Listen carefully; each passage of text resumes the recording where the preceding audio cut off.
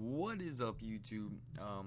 It's your boy Nicolas HD here, and yeah, I'm doing part 2 for the FC Porto Manager Mode, and yeah, you can see from the previous game, we have some news of the no love loss because we traded a player to them, and yeah, and we beat the team. You guys remember 5-1, and so yeah, great comeback.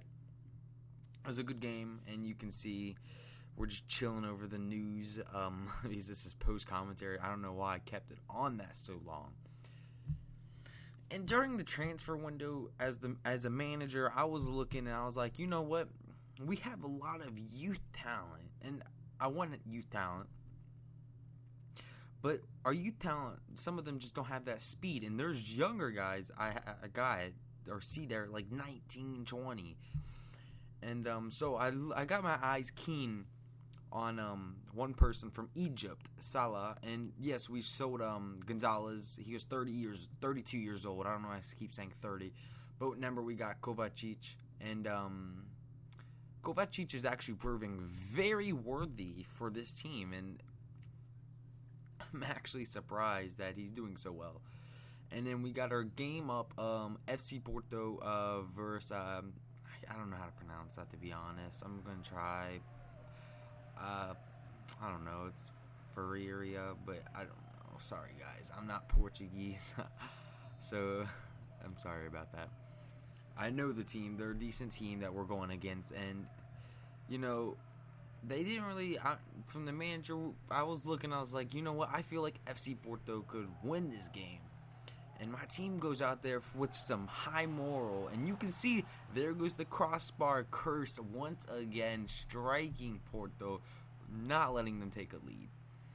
But FC Porto doesn't, they come back. And, you know, throughout the games I've had, every team usually gets that early advantage. And that was a great cross, but it was a little too high and a little too far.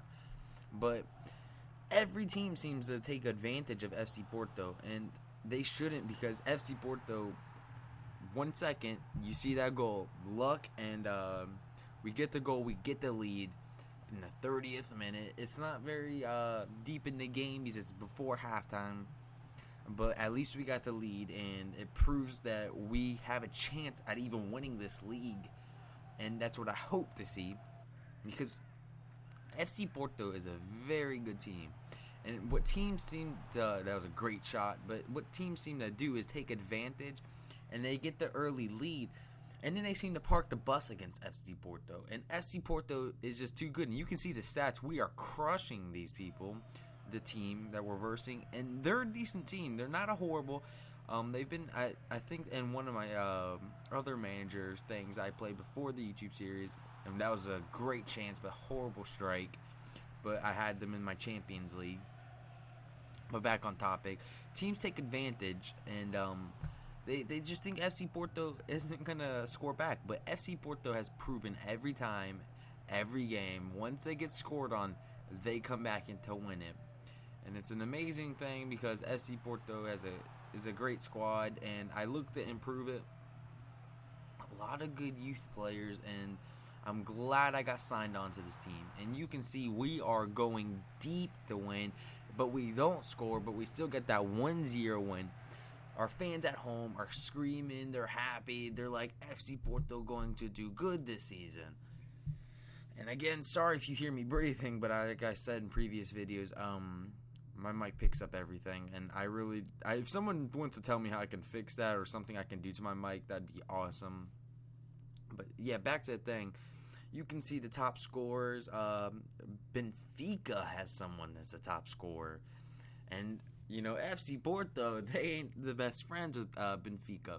And you can see Salah is trying to pick up, and they won 11 million. And I was like, well, we don't have that cash because we got Kovacic, who is proving more than worth so far with his skill dribbling and stuff.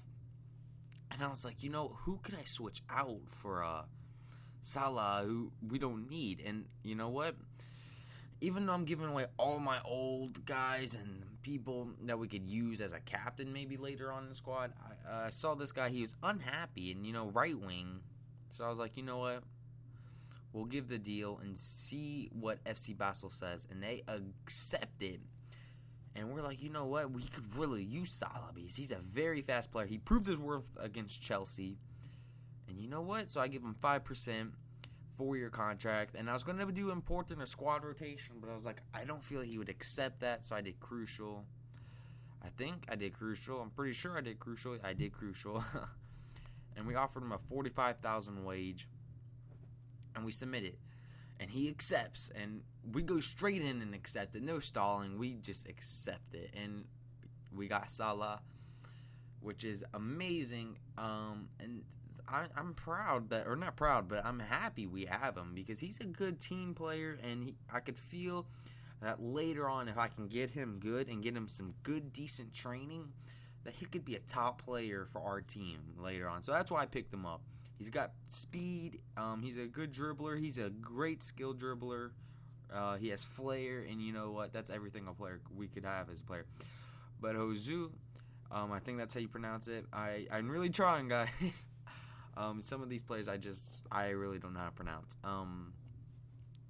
We have him, and he's 22, so that's the problem. Salah is young too, so we're having that mix-up right there. So I'm going to have to switch them out because I don't want Josu falling behind. And these people wanted Otamendi, and I was like, you know, he's a great player. He's 25.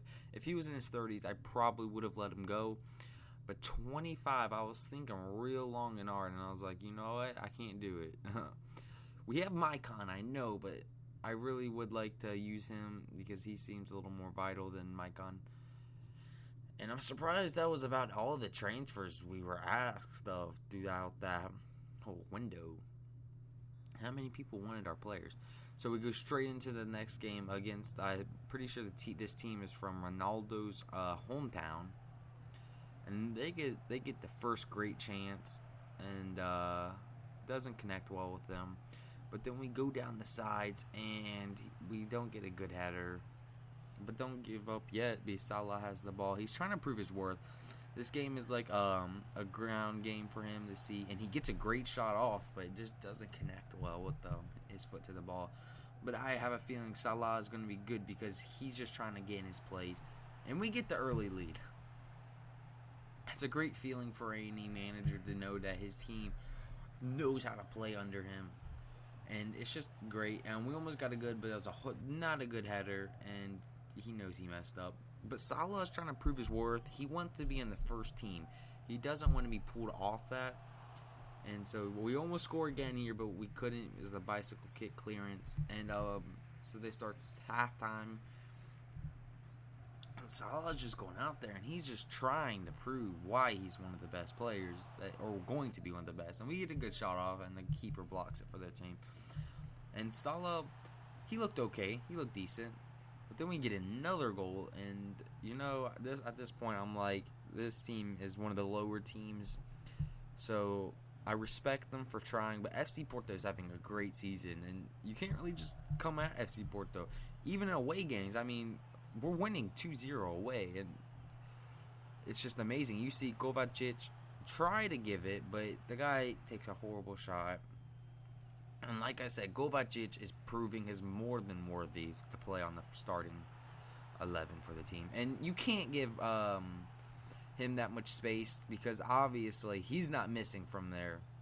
He's a great player, and so we score 3-0, 73rd minute, and that pretty much strikes everything that team had to offer. And you know, as a manager, I see this, and I wonder, what makes me think that FC Porto can't be it doesn't have the best defense in the Portuguese league? And as you can see, we have the international blah blah blah, and I get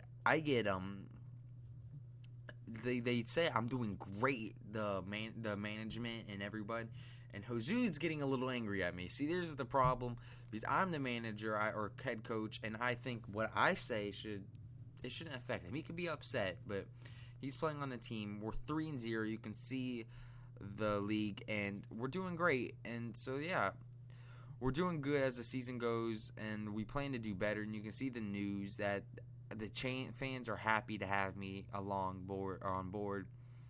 And so we're going on, and I feel like we're going to go far. But as the manager, I feel like what stops FC Porto from having the best defense, one of the best defense in Europe at the moment? And I could not have any other thing prove wrong, because we've only conceded 1 goal out of the 3 games that we have, and you saw the goal difference. We're doing great, and I just don't know what could stop us from being that.